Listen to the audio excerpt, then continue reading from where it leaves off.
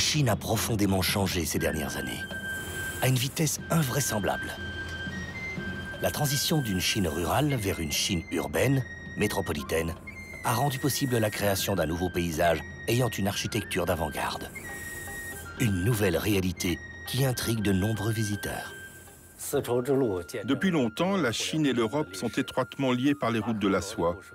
La fameuse épopée de Marco Polo s'est répandue dans le monde entier.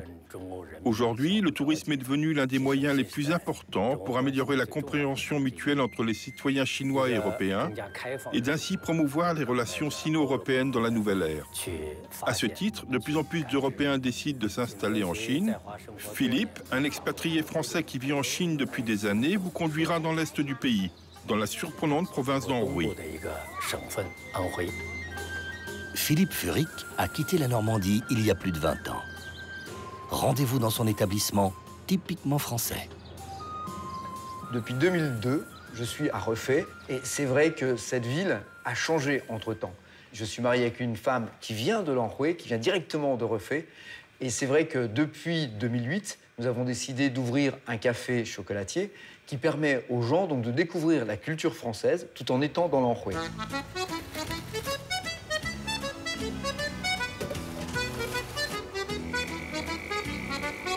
Au-delà de sa volonté d'être un vrai porte-parole de la culture française dans la région, Philippe est un personnage singulier. Hello, I'm Philip. Do you think I will speak the dog language? Wow! We'll take the train from Hefei to Huainan. À tel point qu'il est devenu le présentateur d'une émission en anglais diffusée par une télévision régionale chinoise, vue par plus de 700 millions de téléspectateurs et ayant pour but de faire découvrir l'histoire, le patrimoine et les lieux incontournables de l'Anhui. Il connaît comme personne Hefei, capitale de cette province du Moyen-Orient de la Chine. Il va nous en faire découvrir quelques secrets tels que l'art de la calligraphie, les villages authentiques, le thé et l'opéra traditionnel local. Refait a évolué très très vite. Cette ville a totalement changé en quelques années. Moi, je peux dire que je suis le témoin de ce qui s'est passé. Quand on voit ici, par exemple, avant c'était une ferme et maintenant c'est devenu ces énormes gratte-ciel. C'est vrai que ça peut choquer les gens parce que quelqu'un qui est venu il y a 5 ans à Refait trouverait ça totalement différent. On ne peut plus comparer la ville d'avant et la ville de maintenant. Et dans le futur, c'est voué à devenir la 3e ville de Chine. Même si Hefei suit la tendance généralisée en Chine, augmentation des métropoles, du nombre de gratte-ciel et d'habitants, il est toujours possible de retrouver son patrimoine rural d'origine. Une bonne façon de le percevoir se fait par le biais de la musique. L'opéra de Wang Mei est à l'origine une forme rurale de chansons et de danse folklorique. Ce style est unique dans le sens où la musique ne ressemble pas au rythme typique de l'opéra chinois. En effet, une attention plus particulière est apportée au chant plutôt qu'à la mise en scène.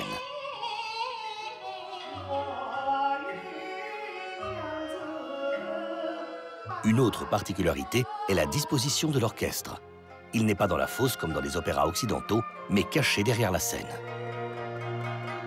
Le Tianchengpei, un théâtre de quartier, reste, d'après son directeur, le principal promoteur régional de l'opéra Wang Mei.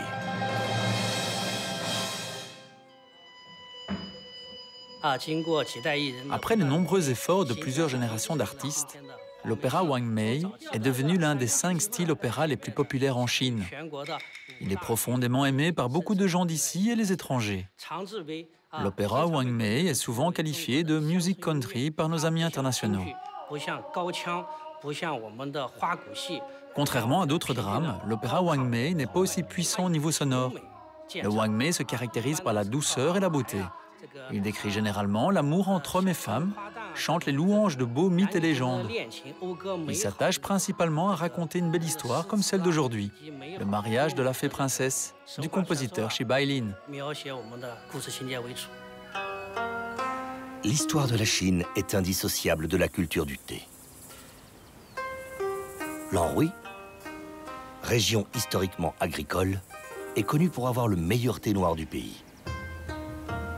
À 200 km de Hefei, les plantations de thé remplacent le paysage urbain de la capitale. Ici, le thé se cultive, se déguste, se choisit comme un bon vin. bonjour, Nira. Très content de vous recevoir.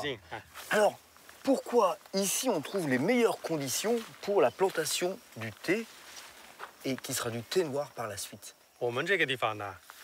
Tout d'abord, notre géographie est parfaite car nous avons ici un très bon environnement écologique comme la montagne Ginyunyan, la montagne Xianyu et la rivière Qiupiu. La bonne écologie est fondamentale pour obtenir un thé de qualité. Deuxièmement, nous avons ici une variété unique de théiers qui convient très bien à la production du thé noir. Grâce à un travail artisanal, le thé noir produit ici est un mélange unique de parfums de rose et de bois. Le thé noir que nous préparons ici est l'un des 3 thés noirs les plus célèbres au monde, avec le thé noir Darjeeling d'Inde et le thé Uva du Sri Lanka. Combien de temps ça prend de partir de la graine pour obtenir le plant de thé qu'on peut récolter? En règle générale, il faut 4 ans pour que les graines de thé ou les plants de thé poussent avant de cueillir les feuilles de thé pour la première fois.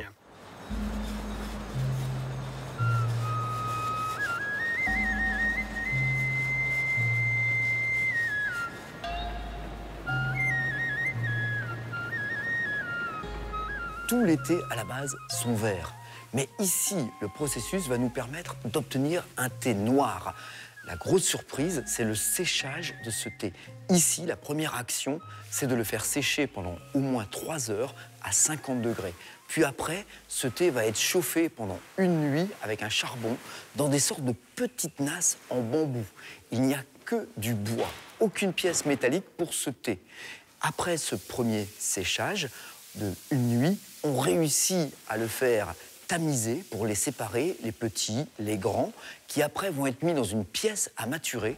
Cette maturation va permettre d'obtenir ce fameux goût du thé noir de l'Anhui.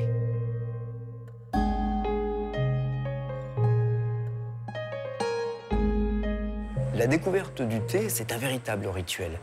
Le Kung Fu Cha, c'est un plaisir de découvrir le thé par cet art. Et c'est vrai que les mains de la personne qui sert vont véritablement danser. Ça mérite le silence.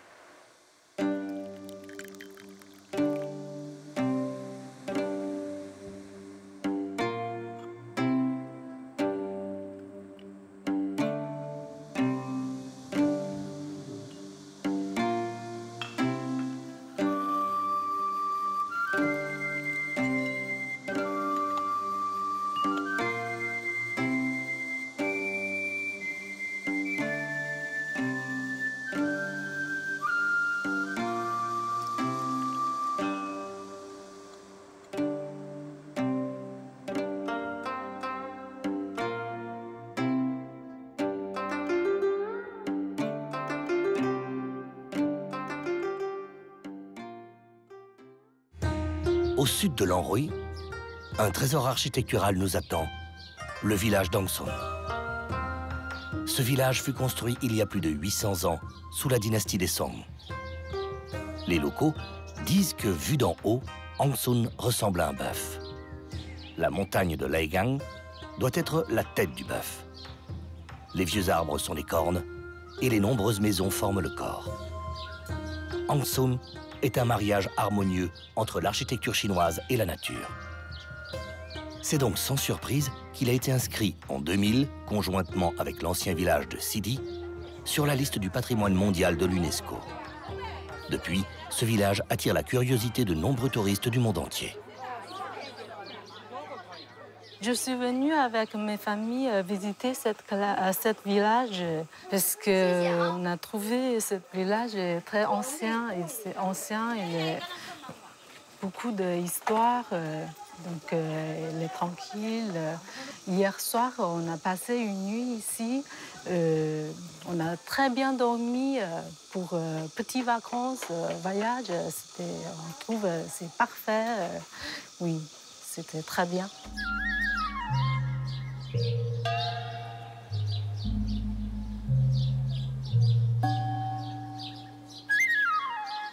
L'une des problématiques des villages chinois, c'est vrai, c'est le nombre de visiteurs. Alors ici, dans la ville de Ronzhong, ils ont décidé de poser des portes. Ça permet de filtrer le nombre de personnes et ça permet aussi, pour ceux qui ont la chance de venir là, c'est de voir cette architecture unique du sud de l'Anhui, avec donc ces fenêtres brisées, ces toits qui rentrent dans les maisons. Et dans ces maisons, on peut effectivement, à la fraîche, manger cette nourriture unique de l'Anhui.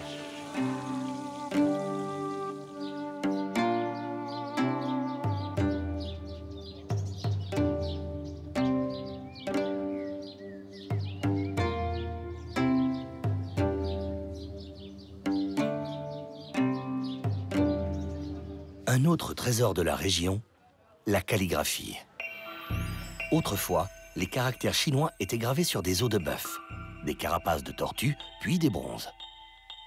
Par la suite, l'invention de 4 instruments, dits 4 trésors du studio du lettré, ont radicalement changé cet art. La création du papier de riz, l'invention de l'encre et de la pierre à encre, et finalement, la plume. Ces instruments sont les indispensables du calligraphe. Pour les Chinois, une bonne calligraphie est le reflet du niveau de culture d'un individu. Voilà pourquoi souvent les calligraphes reproduisent des poèmes. Dans la ville Xi'an, située en Anhui, il y a un petit village qui porte le nom de Taoyuan. Il nous régale avec des paysages magnifiques. Il a beaucoup de belles et vigoureuses fleurs et arbres. Les gens ici s'habillent encore d'une manière authentique et simple. Ce poème rend hommage à la beauté idyllique de notre région, à ses magnifiques paysages et à notre façon de vivre. Je pense que cette beauté nous apporte un très haut niveau spirituel. Faisons une dernière halte dans un autre charmant village de la région, Tongmo. Sous la pluie, Tongmo acquiert un air mystérieux. Les plus anciennes maisons du village datent de la dynastie Tang. À l'inverse de sa voisine Hangsun, Tongmo est orienté sur le tourisme rural. Les anciennes résidences traditionnelles ont été rénovées, tout en respectant les traditions ancestrales du Anhui, pour donner à Tongmo un certain cachet. Le village est ainsi protégé du développement et du tourisme de masse pour rester un lieu authentique où faire l'expérience de la vie rurale. Grâce au soutien de l'ancien président de la République française Valéry Giscard d'Estaing, Tongmo est le tout premier endroit en dehors de l'Europe à avoir intégré le réseau des gîtes de France. Un gîte de France en Chine, c'est aussi la culture qu'on apporte. Et c'est vrai, le vin fait partie de la culture française. Et donc, de plus en plus de Chinois apprécient de boire du vin. Allez. Ce sont ces échanges d'art de vivre qui aident sans aucun doute à renforcer l'amitié entre la Chine et l'Europe. Pour ceux qui ont envie de découvrir une Chine où modernité et traditions ancestrales se côtoient, la province d'Anhui vous attend.